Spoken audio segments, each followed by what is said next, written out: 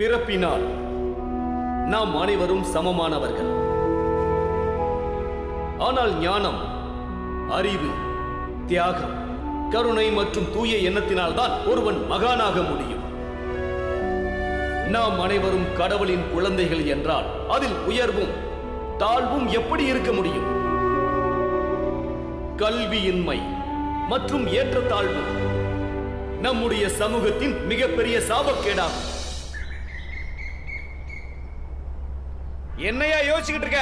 உள்ள போய் அவளை தரன்னு இழுத்துக்கிட்டு வா. சொல்றது புரியுதா இல்லையா? அதெல்லாம் முடியாது. நான் இவங்க வீட்டுக்குள்ள போய் தர்மத்தை கெடுத்துக்க மாட்டேன். ஐயோ, அவளை எப்படியாவது வெளியே இழுத்துட்டு வந்துரு. உன்னை நாங்க சுத்தப்படுத்துறோம், உன்னை நாங்க குளிப்பாட்டுறோம்.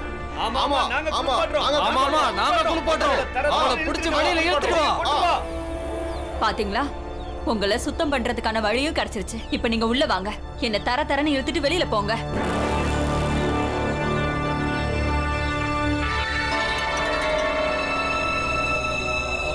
எவ்வளவு உயர்ந்த தர்மம்! ஒரு மனுஷன் இன்னொரு மனுஷன் வீட்டுக்குள்ள நுழைஞ்சா அத பாவம்னு சொல்றாங்க. அந்த பாவம் குளிச்சா போயிடுன்னு சொல்றாங்க. ஆனா ஒரு பொம்பளை மேல பொய்யா குற்றம் சுமத்தி அவளை ஊரை விட்டே ஒதுக்கி வைக்கிறீங்களே, இந்த பாவத்தை எதாலையும் கழுவ முடியாது. எதிர்த்து பேசிட்டா அந்த பொம்பளைய ஊரை விட்டே ஒதுக்கி வச்சிருவீங்க. நம்ம நாட்டுல ஏகப்பட்ட ஜாதிகள் இருக்கு. உயர்ந்த ஜாதி, தாழ்ந்த ஜாதின்னு இப்படி எத்தனை ஜாதி இருக்குன்னு நமக்கே தெரியாது. ஜாதிக்குள்ள இருக்கிற இந்த பிரிவு ரொம்ப கொடூரமானது. இதை செய்யறவங்க உருப்படவே மாட்டாங்க.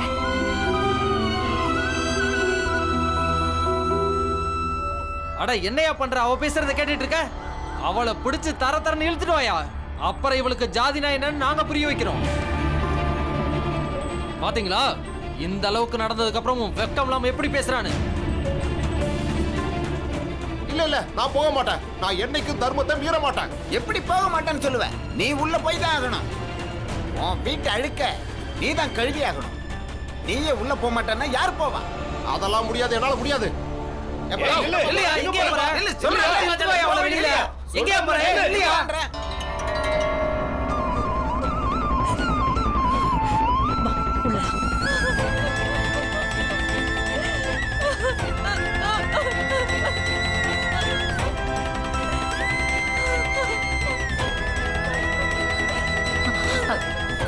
நீங்க அழாதீங்க. அவங்க வந்ததை பாத்தீங்கல்ல? எனக்கு எப்படியாவது கொல்லணும். அவருக்கு எப்படி எல்லாம் திட்டம் போட்டு கொடுத்திருக்காங்க பாருங்க. வாழும்போது இந்த மாதிரி அறிவுரை சொல்லி இருந்தாங்கன்னா நாங்க சந்தோஷமா வாழ்ந்திருப்போம்.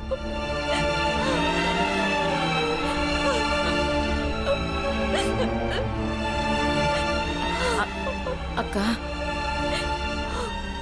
அக்கா கவலைப்படாதீங்க, அழாதீங்க அக்கா. என்ன பண்றது, ஜாதி தர்மத்தோட பெருமையை காப்பாத்துறதெல்லாம் பொம்பளைங்க தலையில தானே கட்டியிருக்காங்க.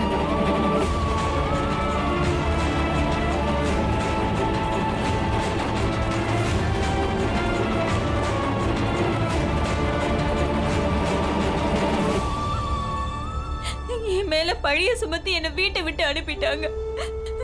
எந்த ஆதரவும் இல்லாம தனியா ஒரு பொம்பளை அர்த்த ராத்திரியில எங்க போவோம்? ஏதோ நான் செஞ்ச புண்ணியம் நினைக்கிறேன். உங்க வீட்டுல இடம் கிடைச்சிருக்கு. இங்க இருந்து வெளியே அனுப்ப வந்துட்டாங்க.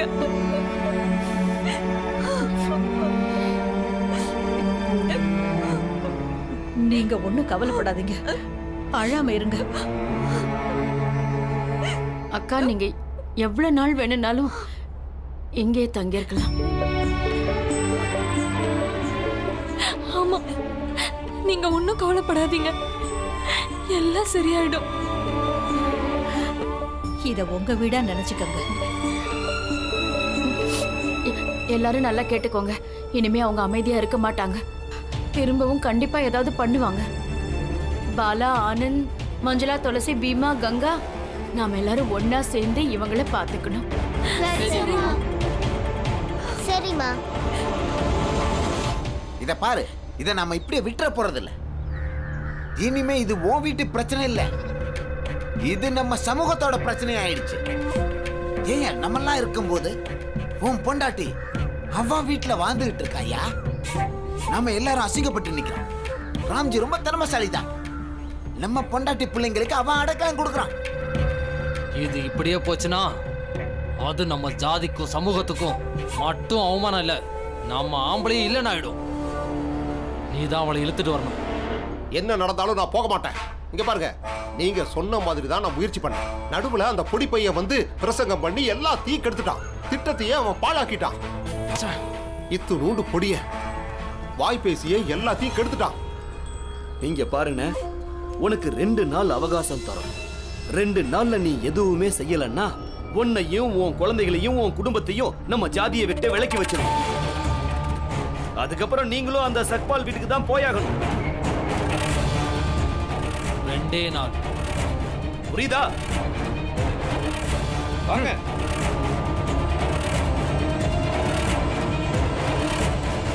பீம் பீம் பீம், வா வா. அடக்கு கடைக்கார பையன் உன்னை கூப்பிட்டான். என்னையா? ஆமா, உன்னதான். வா, பாத்து பாத்து நில்லுங்க. அம்மா, அடகு கடைக்கார பையன் பீமை கூப்பிட்டான். பீமா எங்கேயும் வரமாட்டான். பீமா வரமாட்டான். அவனுக்கு அடிபட்டிருக்குன்னு சொல்லிடு போ. உனக்கு பார்த்தா தெரியல, அவனால நடக்கவே முடியல. அவன் எப்படி அங்க வருவான்? போங்க போங்க, போய் பேசாம உட்காருங்க. அந்த பையன் உன்ன எதுக்கு கூப்பிடுறான்? பள்ளிக்கூடத்துல படிக்க விடாம பண்ற அந்த பசங்கள்ல இவனும் ஒருத்தன் தானே. பக்கத்துல உட்கார கூட விட மாட்டானே. அதெல்லாம் அவன் வரமாட்டான்னு சொல்லிடு. போயிட்டு வரேம்மா. என்னன்னு பார்க்கலாமே. யாருக்கு தெரியும், அவசரமான ஏதாவது வேலை இருந்தா. ஆமாமா, நாங்கெல்லாம் ஒரே பள்ளிக்கூடம் தானே. யாரு கண்டா, பீமால முக்கியமான வேலை கூட ஆக இருக்கும். இப்போ வந்துடுறேம்மா. வா பீம். ஐயோ, கொஞ்சம் சொல்றத கேளுங்க.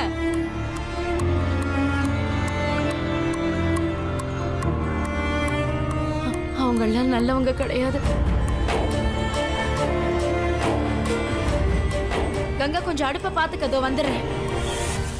பாத்து பாத்து பீம்.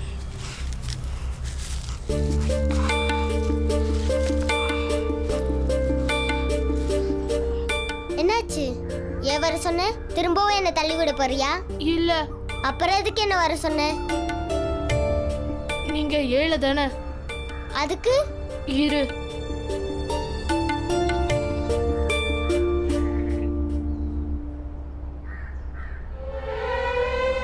இந்த கோட்டை வச்சுக்கோ, விலை அதிகமானது.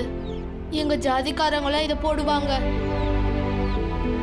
இத போட்டுட்டு நீ விழாவுக்கு போனீனா நீ தாழ்ந்த ஜாதி பையன்னு யாரும் சொல்ல மாட்டாங்க. இல்லனா உன்னை அங்க இருந்து துரத்துனாலும் துரத்திடுவாங்க. கோட்டெல்லாம் வேண்டாம்.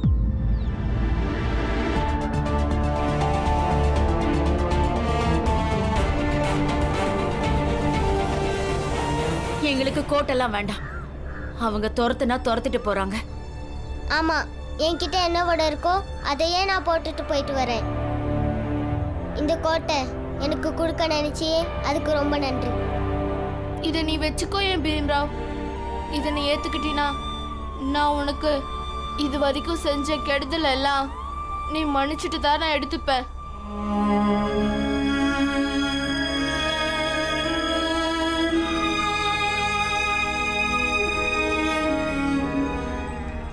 சரி சரி. தப்பு பண்ணவங்க தெரிஞ்சிட்டா பீமா கண்டிப்பா மன்னிச்சிருவான். ஆனா கோட்டெல்லாம் வாங்க மாட்டான். நாளைக்கு இவன் கோட்டை திருடிட்டான்னு நீ சொன்னா இவன் மேல திருட்டு பட்டு கட்டுறதா இருந்தா நான் வகுப்பறையில என் பொருளை இவனுக்கு தெரியாம அவன் பையில வச்சிருவேனே. அது எனக்கு சுலபமான வேலையாச்சே. வச்சுக்கோ என் பீம்ராவ், நான் மனசார சொல்றேன். நானே எடுத்துக்க மாட்டேன். நீயா போட்டு விடுறதா இருந்தா போட்டு விடு. பீமா, அம்மா, அவன் அன்பான் தராமா. யாராவது அன்பா கொடுத்தா அது மறக்காம வாங்கிக்கணும்னு நீங்க தானம்மா சொல்லி கொடுத்தீங்க. போட்டு விடு. என்னை தொடாம கூட நீ இந்த கோட்டை எனக்கு போட்டு விடலாம்.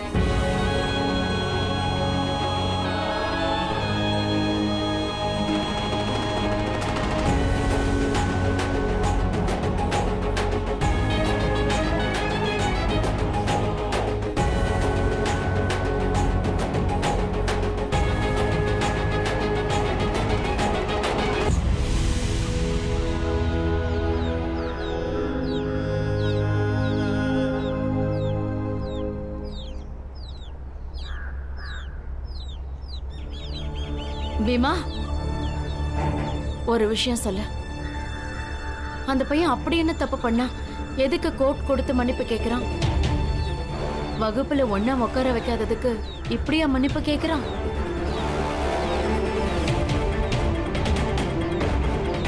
நீ எங்ககிட்ட எதையாவது மறைக்கிறியா? மறைச்சு வச்சிருந்தேன், ஆனா இனி மறைக்க மாட்டேன். சொல்லு. அவன் தான் என்னை கீழே தள்ளி விட்டான்.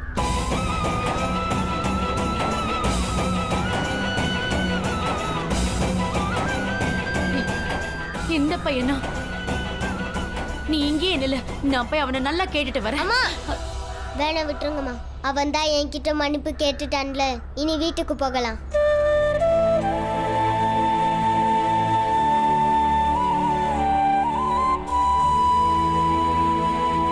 அம்மா, இப்ப எதுக்காக நீ கோட்டை கொடுத்த?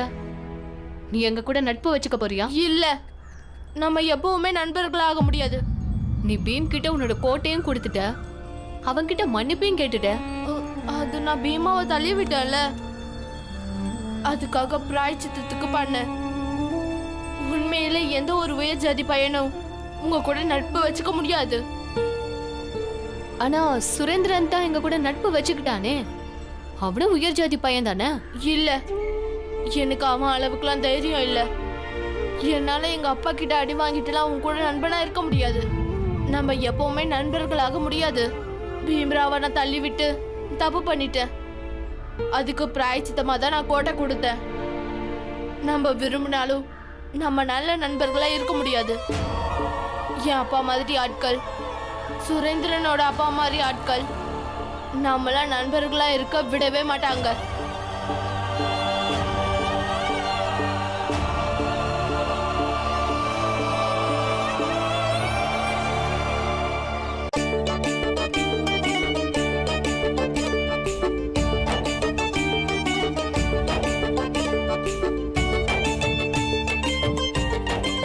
ஏ பீம், நீ இப்படி கோட்டையும் முறைச்சு பார்த்துட்டு இருந்தீனா இது இரவல் கோட்டைன்னு அங்க இருக்கிறவங்க எல்லாரும் கண்டுபிடிச்சிருவாங்க. கண்டிப்பா கண்டுபிடிப்பாங்க. வெள்ளைக்காரங்களுக்கு மூளை அதிகம். அப்ப சரி, நான் அப்படி பார்க்க மாட்டேன். சரி பீம், இப்போ நான் தான் வெள்ளைக்கார ஆஃபீஸர். என்னை நல்லா புகழ்ந்து பேசு, அப்புறம் அம்மாவையும் அப்பாவையும் அறிமுகப்படுத்து. பாலா, நீயா? உனக்கு ஒழுங்கா பேச கூட தெரியாது. நீ வெள்ளைக்கார ஆபீசரா? சரி, எந்த வெள்ளைக்கார ஆபீசர் இப்படி உட்காருவாரு? Shut up.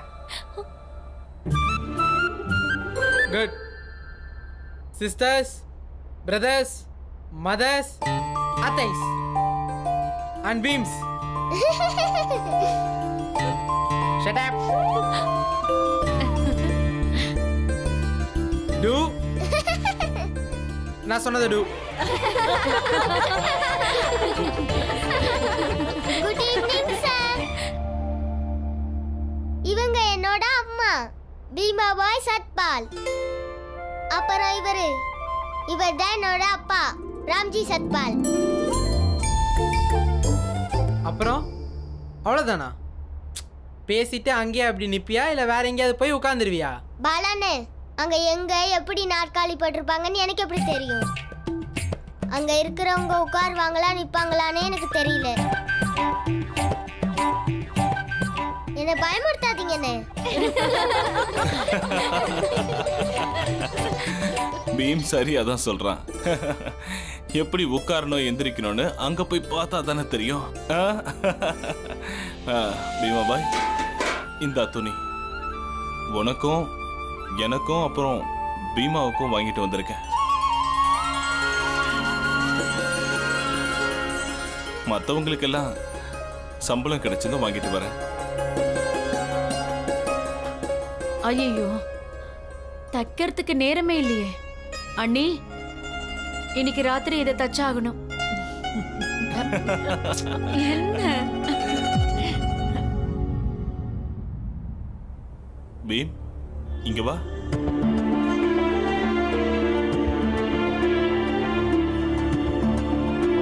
இந்த கோட்டு அப்பா இதுவா? அந்த அடகு கடற்கரை பையன்ல அவன் தான் பீமுக்கு கோட்டு கொடுத்தான். இந்த கோட்டை தான் போட்டுட்டு போடணும்னு சொல்லியிருக்கான். எல்லாம் சரிதான்ப்பா, ஆனா நீ எதுக்காக வாங்கின? அவனுக்கு உன்னை பிடிக்கவே பிடிக்காது, எப்போ உன் கூட சண்டை தானே போடுவான். அப்பா, கெட்டது நடக்கும் போதெல்லாம் எதிர்க்கிற அதே நேரத்துல நம்ம நல்லது நடக்கும்போது அதை வரவேற்கணும். நீங்க தானே அடிக்கடி சொல்லுவீங்க.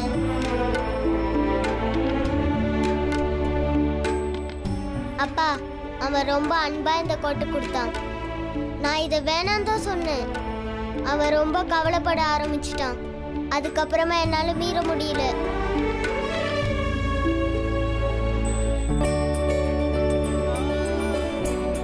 மஞ்சுளா, துளசி, கங்கா, எழுந்து வாங்கம்மா. வந்து சாப்பாடுலாம் எடுத்து வைங்க. இன்னைக்கு உங்க அம்மா வந்து எந்த உதவியும் பண்ண மாட்டா. இன்னைக்கு ராத்திரி பூரா அவ துணியை மட்டும்தான் தைக்க போறா. ஆமா, நானும் எழுத போறேன். அதத்தான் நாங்க பேசணும்.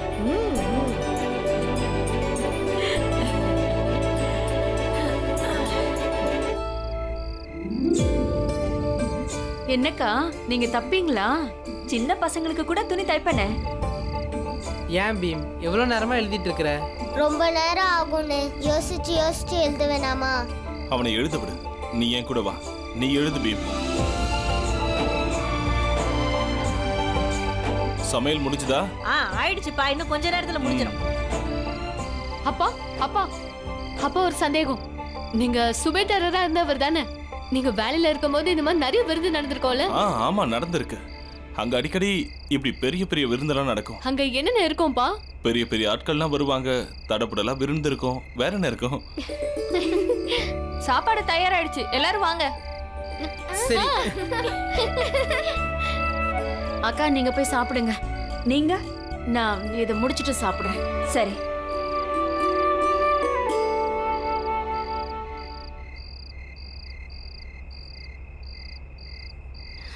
என்னாச்சு, உங்களுக்கு பசிக்கலையா?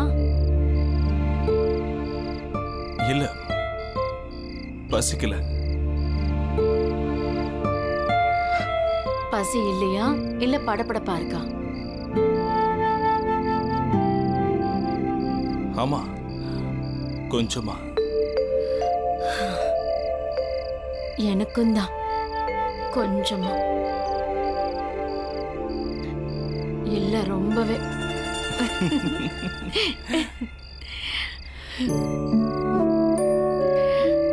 தெரியுமா பீமாபாய், நான் சுபேதாரா இருந்தவன். இது போல நிறைய விருந்துகளை பார்த்திருக்கேன்.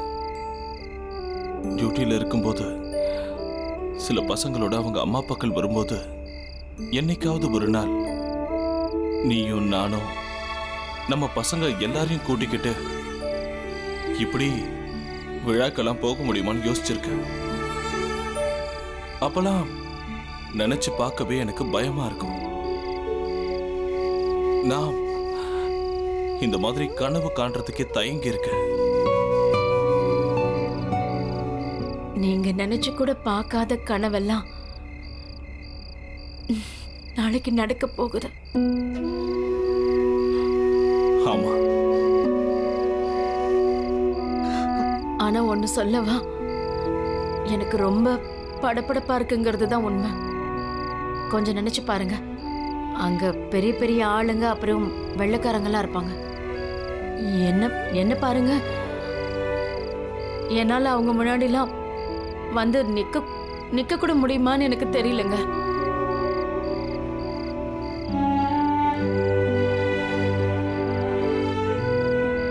எழுந்து நில்லு. ஆ? எழுந்து நில்லு. என்ன யோசிக்கிற? எழுந்துரு.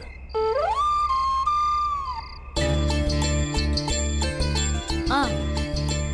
கற்பனை பண்ணு, அங்க பெரிய வெள்ளைக்கார ஆபீசர்ஸ்லாம் உட்கார்ந்து இருக்காங்க.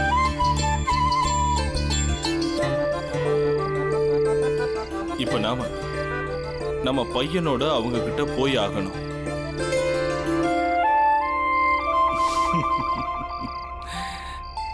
அப்படின்னா என் கைய நீ பலமா பிடிச்சுக்கோ. அப்ப உனக்கு தைரியம் வந்துடும்.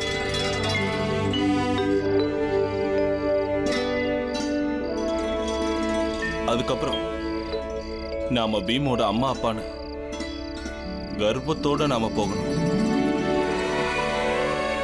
போலாமா?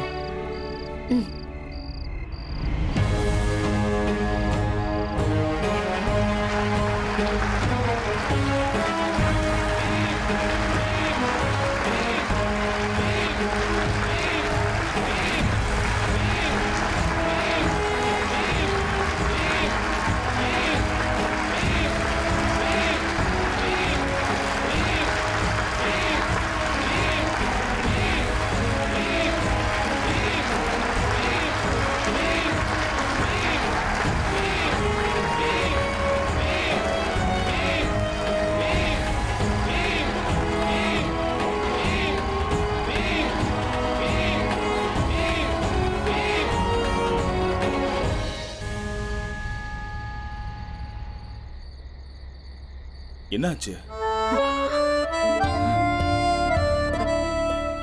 என்னாச்சு?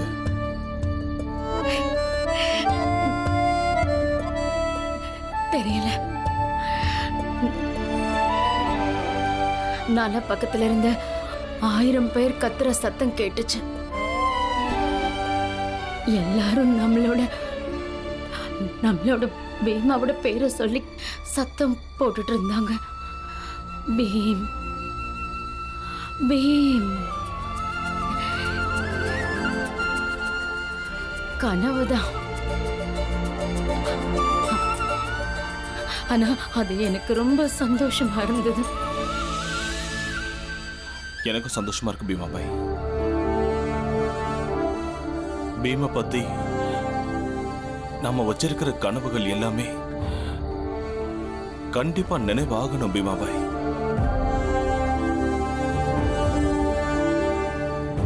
அதுல நம்ம பீம் நம்ம 2 பேரையும் பெருமைப்படுத்துற மாதிரி தான் நடந்துகிட்டு இருக்கான். அம்மா, அப்பா, வாங்க வந்து சாப்பிடுங்க. அங்க இருட்டுல என்ன பண்ணிட்டு இருக்கீங்க? ஒண்ணும் இல்லப்பா. அப்பா வாங்க எல்லாரும் சாப்பிடலாம்.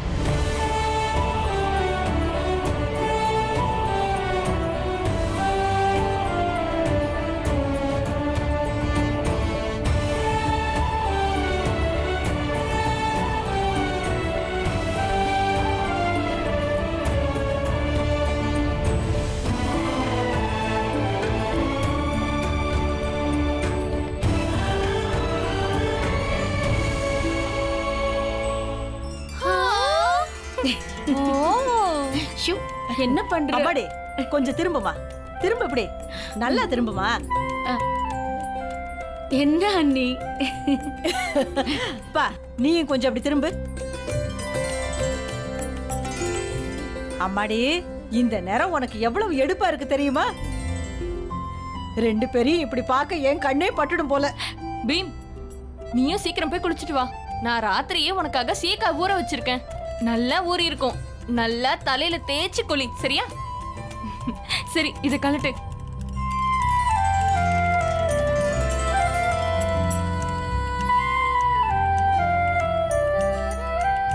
பீம் நில்லு, நாங்க உன்னை குளிப்பாட்டுறோம். நல்லா குளிக்க வைங்க. அம்மா கொடுங்க, அதெல்லாம் என்கிட்ட கொடுங்க. என்ன பண்ற நீ? இதுல நிலக்கரிய போட்டு நல்லா இஸ்திரி பண்ணலாமா? என்னப்பா? நாங்களும் உதவி செய்யறோம். அம்மாடி நீ சீக்கிரம் போய் தயாராகு. பீமா பாய், நான் ஆசிரியர் ஐயா வீட்டுக்கு போய் அவர் கையால கடிதத்தை எழுதி வாங்கிட்டு வந்துடுறேன். சீக்கிரம் வந்துருங்க. ராம்ஜி, உங்க எல்லாருக்கும் புது உடை ரொம்ப நல்லா இருக்கு. அதுவும் உனக்கு சொல்லவே வேணாம், ரொம்ப ரொம்ப நல்லா இருக்கு. வா, நானும் இப்போ உன் கூட வரேன். இன்னைக்கு பீமா விழாவுக்கு போற நாள்ல 2 பேரும் சேர்ந்து கொண்டாடலாம். இன்னைக்கு நானும் உன் பேரை சொல்லி விடுப்பெடுத்துடுறேன். அதுவும் நல்ல விஷயம்தான். சரி வா போலாம்.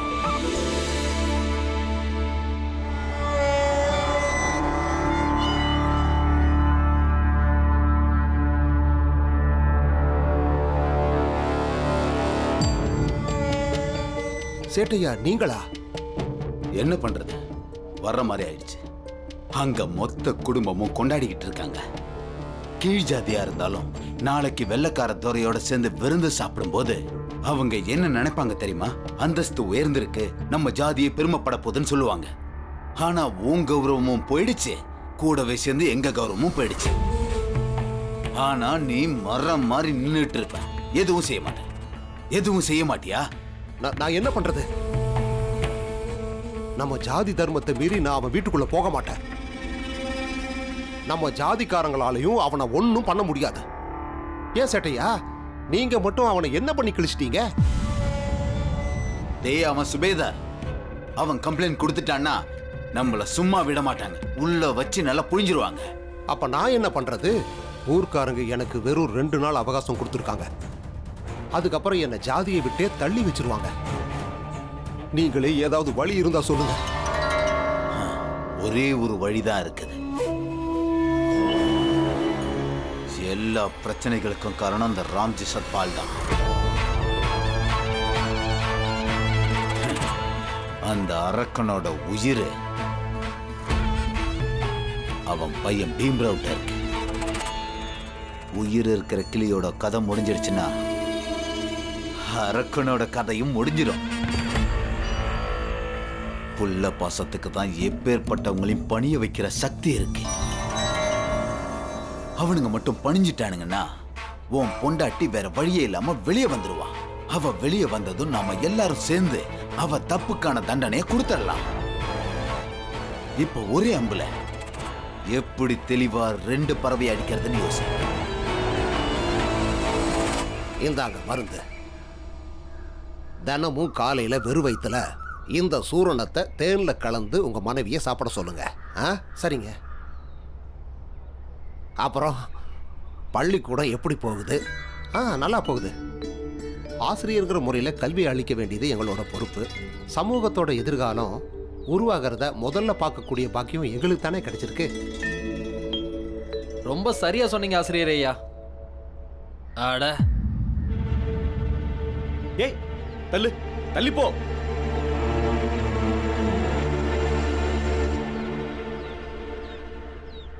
இவனுங்க காலங்கத்துல எதுக்கு இங்க வந்திருக்கானுங்க?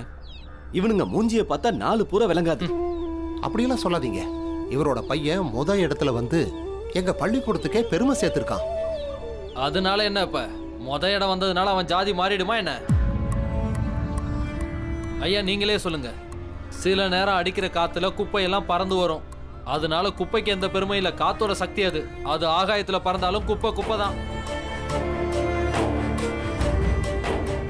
ரொம்ப சரியா சொன்னீங்க தம்பி. ஒருவேளை பண்ணி பள்ளிக்கூடத்துக்கு போயிருச்சுன்னா அதுக்காக அந்த பண்ணியை நம்மெல்லாம் படிப்பாளின்னு சொல்லிடுவோமா என்ன? எதுக்கு வாசல்ல வந்து இப்படி நிக்கிற? மருந்து வேணும்னா நீ சாயங்காலமா வா. இல்ல பிரின்சிபல் ஐயாவை பார்க்க வந்தேன். பள்ளிக்கூடத்துக்கு போனப்போ அவர் இங்க இருக்கிறதா சொன்னாங்க.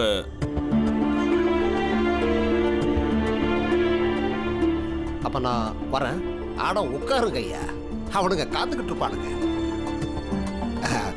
காஃபி குடிக்கிறீங்களா? இப்ப வேண்டாம், அப்புறமா வந்து குடிச்சுக்கிறேன். வரையா? நல்லது நல்லது, வாங்க நீங்க வாங்க. ராம்ஜி, என்னால இவங்க வாயெல்லாம் மூட முடியாது. ஆசிரியர் ஐயா, இவங்க பேசுறத பத்தி எல்லாம் நான் கவலைப்படுறதில்ல. சரி சொல்லுங்க, நீங்க இங்க எதுக்காக வந்தீங்க? விழாக்கு போறதுக்கு உங்ககிட்ட கடிதம் எழுதி வாங்கணும்னு வகுப்பு ஆசிரியர் ஐயா சொன்னாரு. அதுக்காக தான் இங்க வந்தேன். நீங்க கடிதம் கொடுத்துட்டீங்கன்னா நான் கிளம்பிடுவேன். ஏன்னா அங்க போக நிறைய நேரம் ஆகும்ல.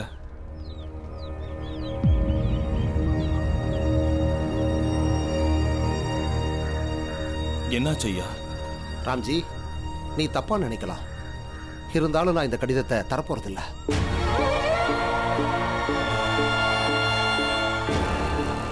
ஏன் தரமாட்டேங்க ஐயா? இல்லையா, இவங்க முன்னாடி நீங்க கடிதம் தர விரும்பலன்னா பரவாயில்ல, நான் வேணா அப்புறமா வரேன். ராம்ஜி, இந்த மாதிரி ஆளுங்களுக்காக நான் சொல்லல. விருந்தில் இந்த மாதிரி ஆளுங்க இருக்க மாட்டாங்களா? நகரத்தில் இருக்கிற பெரிய பெரிய ஆளுங்கெல்லாம் விழாவுக்கு வருவாங்க. அவங்க உன்னையும் உன்னோட பையனையும் அவமானப்படுத்தி அங்கிருந்து வெளியே அனுப்பிச்சிருவாங்க. ஆனா ஆங்கில அரசாங்கம் தானே எங்களை வர சொல்லி இருக்கு. ராம்ஜி, இந்த உயர் ஜாதிக்காரங்க உன்னை விட ரொம்ப சக்தி படைச்சவங்க. சக்தி படைச்சவங்களோட பேச்சு தான் என்னைக்குமே எடுபடும். அவங்களுக்கு எதிராக ஆங்கிலேய அதிகாரிங்க எதுவுமே பண்ண மாட்டாங்க. இவங்களால தான் படையிலிருந்து உங்க ஜாதிக்காரங்கெல்லாம் வெளியிலேயே வர வேண்டியதா போயிடுச்சு. என்ன நினைச்சிட்டு இருக்கீங்க? இவனுங்க உங்க பையனுக்கு பரிசு கொடுக்க விட்டுருவானுங்களா? அதனாலதான் சொல்றேன் ராம்ஜி, விழாவுக்கு போகாதீங்க. வேணா நான் போய் பரிசை வாங்கிட்டு வந்து எல்லாரும் முன்னாடியும் உங்க பையனுக்கு தர்றேன். ஆனா ஆசிரியர் ஐயா, வீட்டுல எல்லாரும் சந்தோஷமா இருக்காங்க. நீமா தான் இந்த நிகழ்ச்சிக்கு போறத நினைச்சு ரொம்ப சந்தோஷமா இருக்கான். ஐயா, எல்லா ஏற்பாடும் செஞ்சுட்டேன். எல்லாம் மனசு உடைஞ்சிருவாங்க. ராம்ஜி, நீ உன் பீமுக்கு வாழ்க்கையில போராடுறதுக்கு ஒரே ஒரு ஆயுதம் தான் கொடுத்துருக்க. அதான் கல்வி. கல்வி ரொம்ப ரொம்ப சக்தி வாய்ந்தது. இந்த உலகத்துல எது வேணாலும் தோத்து போகலாம், ஆனா கல்வி தோக்காது. நீ கொஞ்சம் நல்லா யோசிச்சு பாரு. இன்னைக்கு அவன் அங்க இடம் பிடிச்ச மாணவனா போகும்போது கூட அவனுக்கு தினமும் இங்க நடக்கிற அவமானம் தான் அங்கேயும் நடக்கும். அப்போ கல்வி மேல இருக்கிற நம்பிக்கையே அவனுக்கு உடைஞ்சு போயிடும். கல்வியை விட அவனுக்கு ஜாதி தான் பெருசுன்னு இப்பவே தெரியணுமா? நீ வெறும் பரிசுக்கும் விருந்துக்கும் ஆசைப்பட்டு அவனுக்கு கல்வி மேல இருக்கிற நம்பிக்கையை உடைக்க பாக்குறியே, ஏன்? இல்ல ஆனா ஐயா, பீமா இப்பவும் குழந்தை தான். அவனுக்கு இதெல்லாம் புரியாமலே கூட போயிடலாமே. ஆமா, பீமா மேல உங்களுக்கு மட்டும் அக்கறை இல்ல, எனக்கும் இருக்கு. அவன் போய் சபையில அவமானப்படுறத நான் விரும்பல. ராம்ஜி, இது உனக்கு தப்பா கூட தெரியலாம், ஆனா என்னால கடிதத்தை தர முடியாது.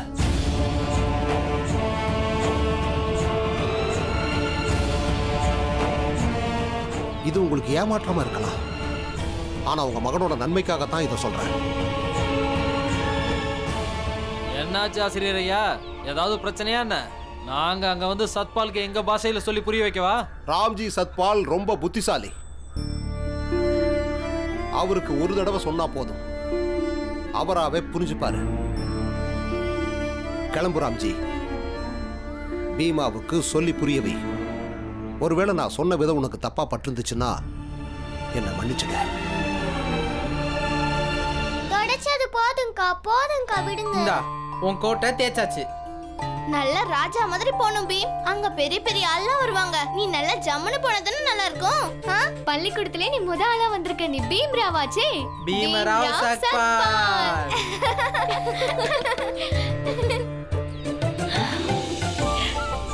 அம்மா, நீங்க ரொம்ப அழகா இருக்கீங்கம்மா. யார் கண்ணாவது பற்ற போகுது. பீம், பாரு அம்மா தயாராயிட்டாங்க. நீயும் சீக்கிரம் வந்து உடைய போட்டுக்கோ. சீக்கிரம் வா.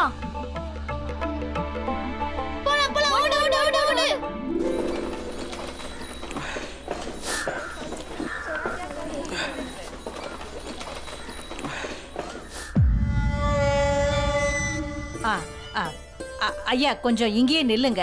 கொஞ்ச நேரத்துல எங்க அண்ணனும் அவங்க சம்சாரமும் வந்துருவாங்க. அவங்கள கூட்டிட்டு போயிடுங்க.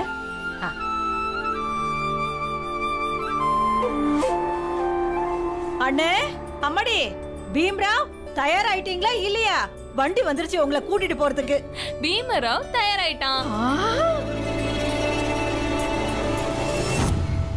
பீம், என்ன அழகா இருக்கேடா.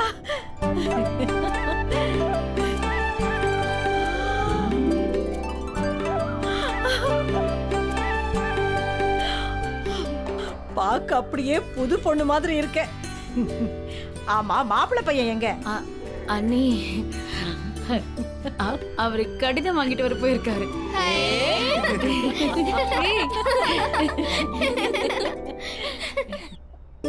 ஆனா என்னால இந்த கடிதத்தை தர முடியாது.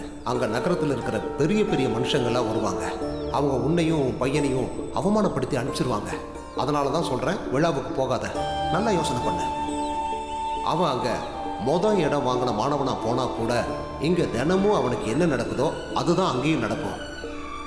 கல்வி மேல இருக்கிற அவனோட நம்பிக்கையே உடைஞ்சு போயிடும்.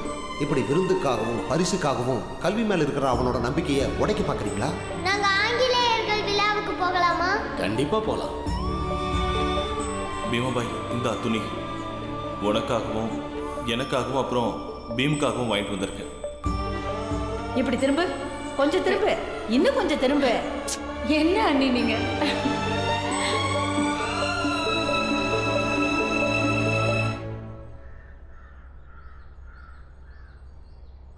விழாவுக்கு போக வேண்டான்னு பீமா கிட்ட எப்படி சொல்றதுன்னு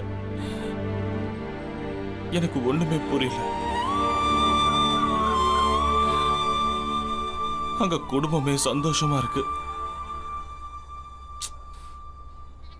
ராம்ஜி, கடிதெல்லாம் தேவையில்லை.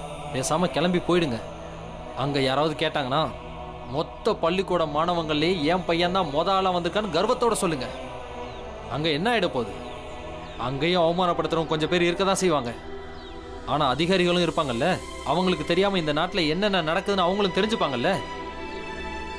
அது மட்டும் இல்ல ராம்ஜி, அந்த ஆங்கிலேயர்கள் ஜாதி தர்மத்தெல்லாம் பார்க்கறது இல்ல. இப்ப விஷயம் கடிதம் இல்ல புரஞ்சன், அங்க இருக்கிறவங்களுடைய மனசுதான் பிரச்சனை. ஆசிரியர் சொன்னது ஒரு விதத்துல சரிதான்.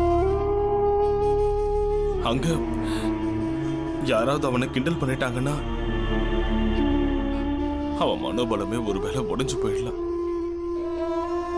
அப்ப வேற வழியை யோசி. பீமாராவ் கிட்ட எதையாவது சொல்லி தானே ஆகணும்.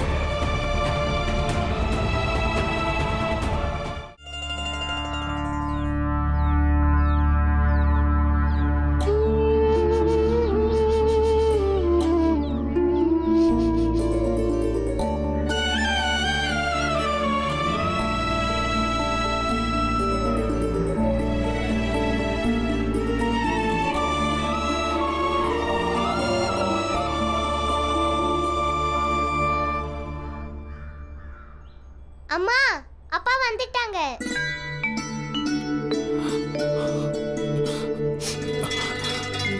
அப்பா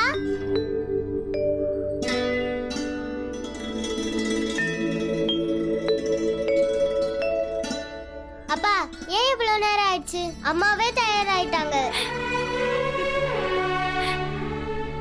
அப்பா இந்தாங்க, சீக்கிரம் போய் போட்டு வாங்க.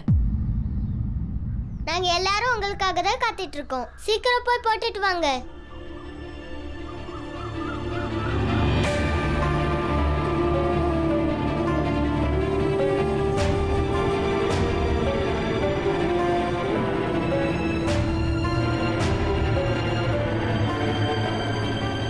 அப்பா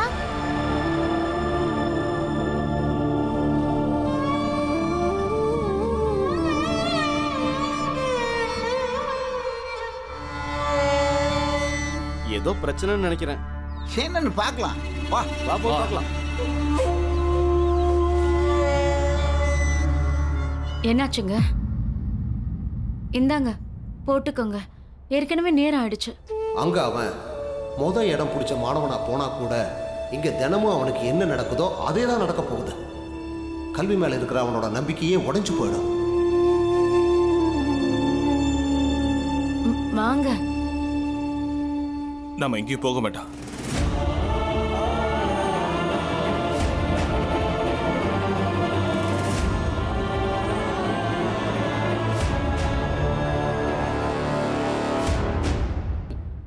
என்னாச்சு? ஆசிரியர் ஐயா கடிதம் தரமாட்டேன்னு சொல்லிட்டாரா என்ன?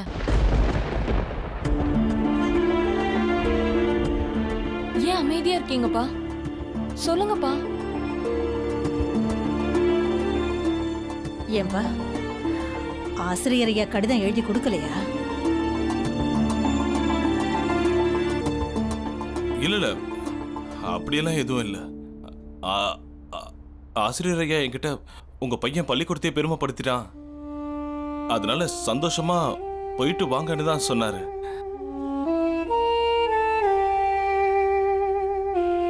அப்போ ஏன் வேண்டான்னு சொல்ற? விழா நடக்கிற இடம் இங்க இருந்து ரொம்ப தூரம். நம்ம போயிட்டு வர்றதுக்கே ஒரு நாள் ஆயிடும். அது மட்டும் இல்ல குளிர்காலம் வேற.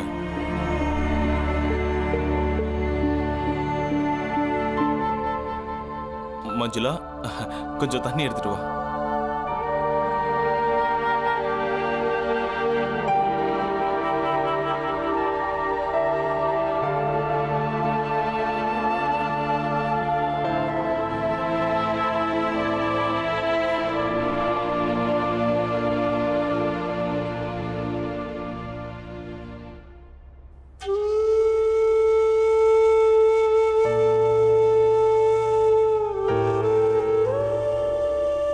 அப்புறம் அங்க போற வர செலவுக்கு நாம இங்க வீட்லயே 10 நாள் நல்ல சிறப்பா கொண்டாடலாமே.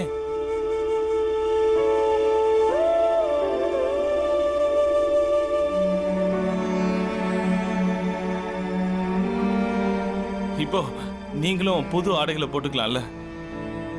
அதுக்கப்புறம் சாப்பாடு மட்டும் தானே, அதுவும் பீமாபாய் மாதிரி யாராலையும் சமைக்கவே முடியாது.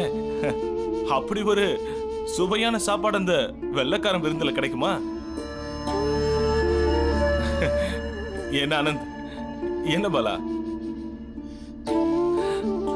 அப்படிதானே துளசி? அப்படி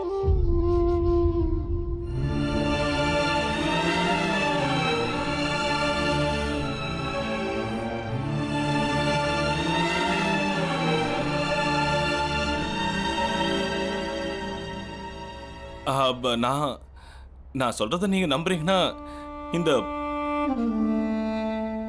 புத்தாடையும் நான் போட்டுக்கிறேன்.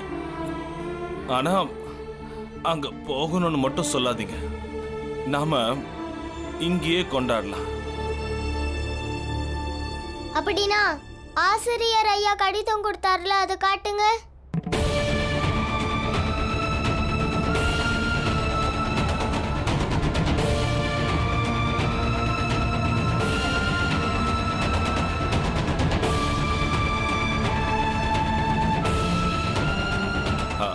பீம், நம்ம தான் போகவே இல்லையே, அப்புறம் எதுக்குப்பா கடிதம்?